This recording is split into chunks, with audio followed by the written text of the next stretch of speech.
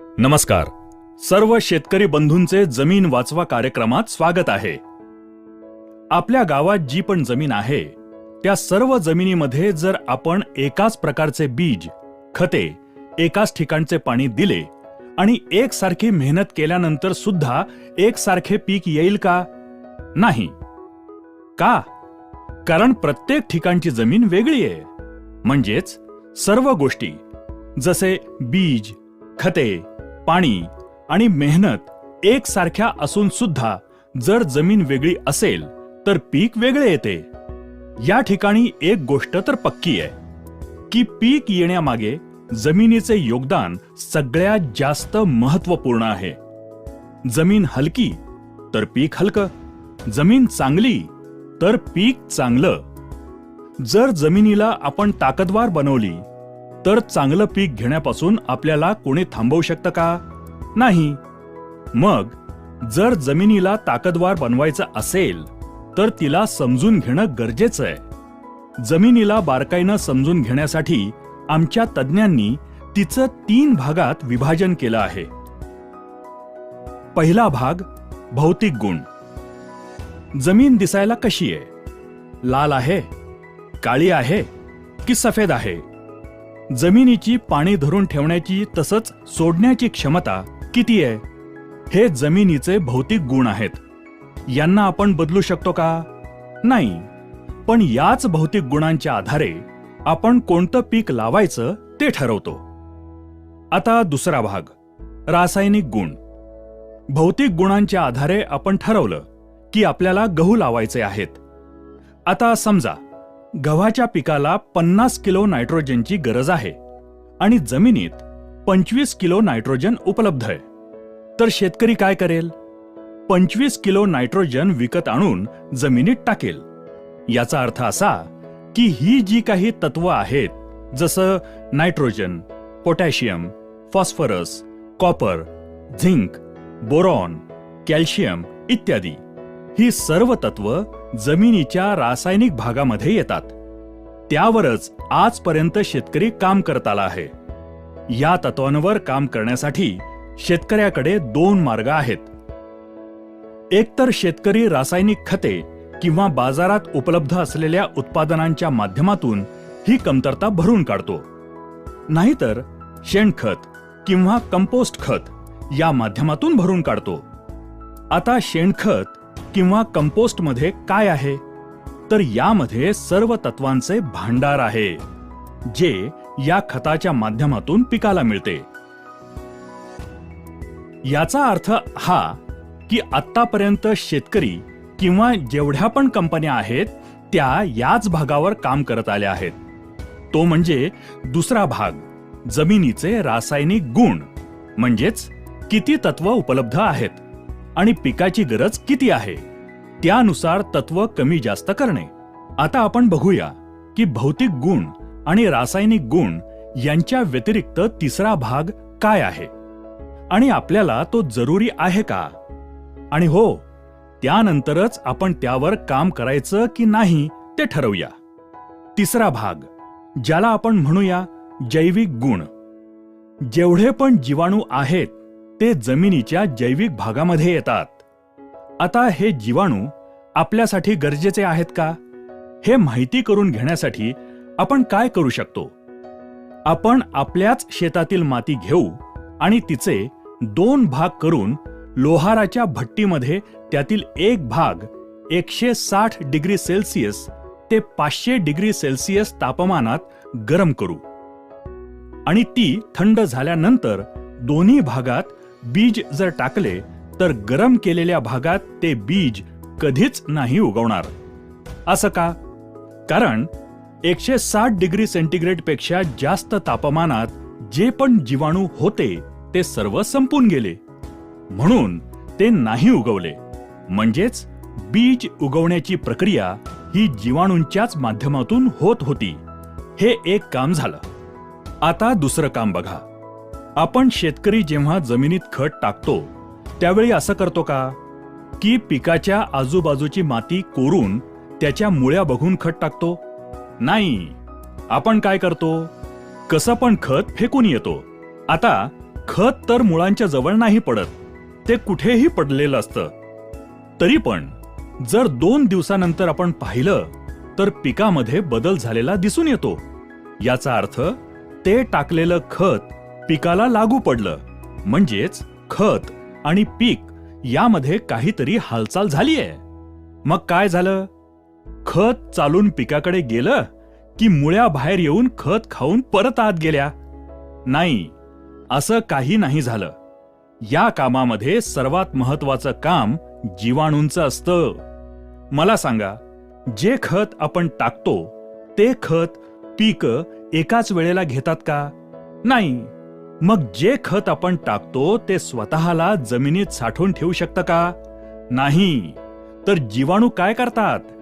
शेतकरी जी खतं टाकतो त्यांना साठवून ठेवून पिकांना जशी गरज लागेल त्यानुसार ती खतं पिकात पोहोचवण्याचं काम करतात.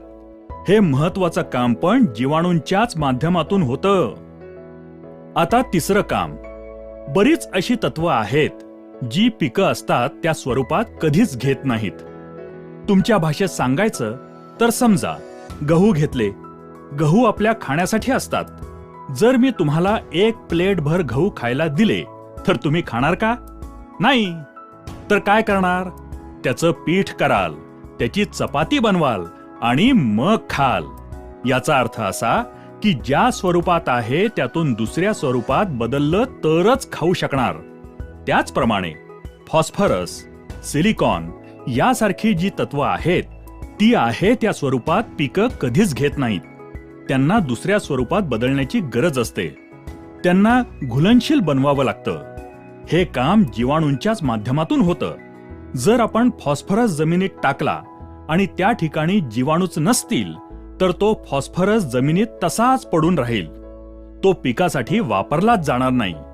आणि तुम्ही विचार कराल, मी तर पिकात टाकलंय तरी पण फॉस्फरसची कमतरता का आली? मग तुम्ही काय करणार? परत फॉस्फरस आणून टाकणार आणि असं केल्यानं आपला खर्च वाढतो. याचा अर्थ हा की ही सर्व तत्व उपलब्ध स्वरूपात पिकांमध्ये पोहोचवण्याचं महत्त्वपूर्ण काम जीवाणूंच्याच माध्यमातून होतं. आता कार्बन आणि नायट्रोजनच्या संबंधाबाबत तुम्हाला कल्पना आहे का? तर बघा, पिकाला सगळ्यात जास्त प्रमाणात जे तत्व लागतं ते नायट्रोजन. पण जमिनीत जितक्या जास्त प्रमाणात कार्बनची आवश्यकता असेल तितके नायट्रोजन पिकांना चांगल्या प्रकारे उपलब्ध होते. अर्थातच जमिनीतील कार्बनचे प्रमाण कमीत कमी 1% ते 1.5% असणे आवश्यक आहे. तसेच पिके आणि माती परीक्षणानुसारही त्याची मात्रा ठरवता येते. आता शेतकरी काय करतो? नायट्रोजन टाकून सुद्धा नायट्रोजनची कमतरता दिसून आल्यानंतर पुन्हा नायट्रोजन आणून शेतात टाकतो. खरं तर शेतात कार्बनच्या कमतरतेमुळे पिकात नायट्रोजनची कमतरता आली आहे. आता जमिनीत जर कुठलेही तत्व जसे nitrogen, phosphorus, potash, copper, zinc, sulphur या व्यतिरिक्त कुठलेही तत्व कमी असेल तर आपण बाजारातून विकत आणून टाकू शकतो. पण कार्बनची कमतरता असेल तर तो बाजारात विकत मिळतो का? नाही. कार्बन जमिनीत उपलब्ध करण्याचा एकच मार्ग आहे, शेणखत किंवा कंपोस्ट खत. आता हे शेणखत किंवा कंपोस्ट खत काय आहे? हे मोठ्या पातळीवरचं तत्वांचं विघटन आहे. शेणावर प्रक्रिया होऊन ते खतामध्ये परावर्तित होतं आणि जो काही शेतातील काडी कचरा, पालापाचोळा हा मोठ्या पातळीवर कुजल्यानंतर कंपोस्ट तयार होतं. जेव्हा शेतकरी हे सर्व शेतात टाकतो तेव्हा जीवाणू त्यावर प्रक्रिया करून या खताचं सूक्ष्म पातळीवर विघटन करून त्याच्या आतमध्ये जी तत्व असतात ती काढून पिकांपर्यंत पोचवल्यानंतर जो भाग उरतो तो कार्बन असतो.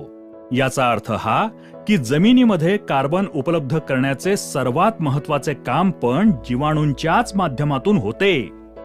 आता पिकांच्या वाढीसाठी हार्मोन्सची आवश्यकता असते. रोपांना फुलांवर येण्यासाठी आणि फुलाला फळामध्ये बदलण्यासाठी सुद्धा हार्मोन्सची आवश्यकता असते. हे हार्मोन्स तयार करण्याचे काम सुद्धा जीवाणूच करतात. आता रोपाला वेगवेगळ्या आजारांपासून, कीटकांपासून बचाव करण्यासाठी स्वतःमध्ये औषध तयार करायची असतात. बघा, कधी कधी आपल्या शरीरावर काही कापलं तर बिना औषधानं ते बरं होतं. कधी कधी एखाद्या तंदुरुस्त माणसाला जर ताप आला तर बिना औषधानं तो बरा होतो. कारण आपलं शरीर आतल्या आतमध्ये औषधे त्यासाठी बनवत असतं. त्याचप्रमाणे पिकामध्ये ही जी काही ताकद आहे ती जीवाणूंच्या माध्यमातून तयार होते. आता पहिल्यापासून बघितलं तर बी उगवण्याचं काम, आपण जी खते टाकतो ती स्वतःकडे साठवून पिकांपर्यंत पोचवण्याचं काम, तसंच तत्वांना दुसऱ्या स्वरूपात बदलून पिकांपर्यंत पोचवण्याचं काम, तसंच कार्बन जमिनीत उपलब्ध करण्याचं काम, जोडीने हार्मोन्स बनवण्याचे काम आणि औषधे तयार करण्याचे काम, ही सर्व महत्त्वपूर्ण कामे याच जीवाणूंच्याच माध्यमातून, याच जमिनीच्या जैविक गुणांच्या माध्यमातून होतात.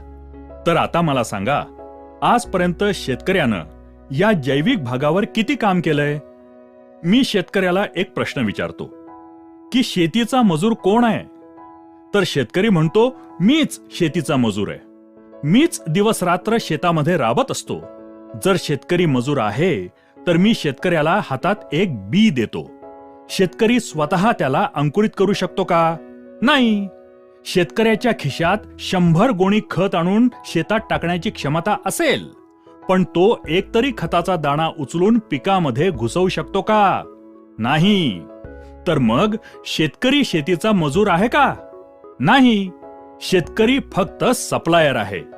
शेतीची जी पण गरज आहे, शेतकरी फक्त ते सप्लाय करायचं काम करतो. खरा मजूर तर जीवाणू आहे, जो शेतात जमिनीमध्ये काम करून शेतकऱ्याला पीक आणि उत्पादन देतो. याचा अर्थ हा की शेती हा शेतकऱ्याचा कारखाना आहे आणि त्याचा मजूर आहे जीवाणू. आणि आजपर्यंत शेतकऱ्याला हे माहिती नाही की याचा खरा मजूर कोण आहे. तर बघा, आजच्या तारखेला शेतामध्ये आपल्याला काय समस्या आहेत? जे बी आपण लावतो ते नीट उगवत नाही. जी रोपं उगवतात त्यांचं पोषण चांगल्या प्रकारे होत नाही. रोपांना फुलं चांगल्या प्रकारे येत नाहीत. जी फुलं येतात ती चांगल्या प्रकारे फळात परावर्तित होत नाहीत. शेतीत रोगराई वाढलीये. या साऱ्या समस्या, ही कामं जीवाणूंच्या माध्यमातून होत होती, ती आज होत नाहीत. आज माझ्या माहितीप्रमाणे एखाद्या मेलेल्या माणसाला जर 10 लाख रुपयांचं इंजेक्शन दिलं तर त्यामध्ये काही हालचाल होईल का? नाही. 50 लाखाचं द्या, 1 कोटीचं द्या, 10 कोटींचं द्या. आता बघा, 10 लाख किंवा 10 कोटी याला सुद्धा काही किंमत आहे. तरी सुद्धा आपल्याला काहीच रिस्पॉन्स मिळत नाही. याचा अर्थ हा की रिस्पॉन्स हवा असेल तर जीव असणं गरजेचं आहे.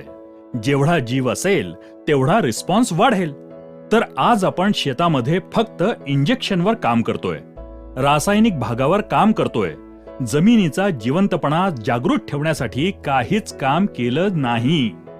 समजा एखादा कारखाना आहे आणि त्या कारखान्यात 100 मजूर काम करतात. 100 मजूर एकूण 10 टन उत्पादन काढतात. आता त्या कारखान्याच्या मालकानं त्या मजुरांकडे दुर्लक्ष केलं. त्यांच्या राहण्याची व्यवस्था केली नाही. त्यांच्या खाण्यापिण्याकडे लक्ष दिलं नाही.